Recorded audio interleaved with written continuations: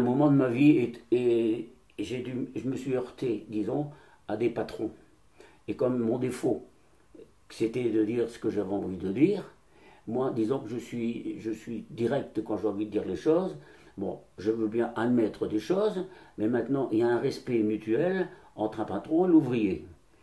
Bon, moi, si on me prend pour un larbin ou qu'on ne me met pas à ma juste place, à un moment, je dis stop et je vais voir le patron et puis je lui dis entre quatre yeux. Voilà. Alors ça m'a souvent nuit. Parce que ça, c'est pareil. Par exemple, j'ai travaillé dans les ponts et chaussées à un moment. J'étais dessinateur en travaux publics. Mai 68 arrive. Mai 68 arrive et ma famille, de notre côté, on était tous, disons, allez, on va dire, révolutionnaires.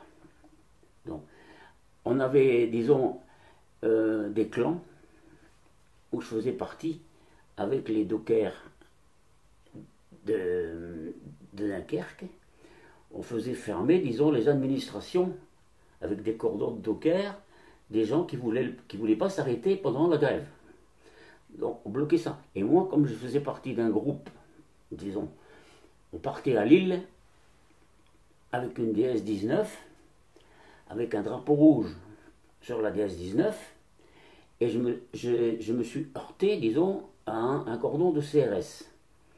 Là, on était à l'époque, bon, on était, comme on était à l'époque des jeunes des années 68, donc je me suis fait remarquer, mais dans le mauvais sens, par les gens qui étaient en face de moi.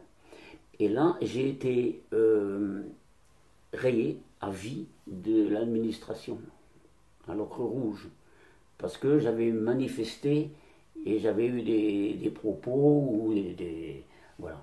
Bon, j'étais pas un terroriste, hein, donc j'étais pas, je faisais partie de la bande Amadère, hein, mais je veux dire, on était quand même on avait un caractère bien trempé, et puis souvent, on peut dire que c'est une qualité et un défaut, voilà, de dire ce qu'on pense aux gens, voilà.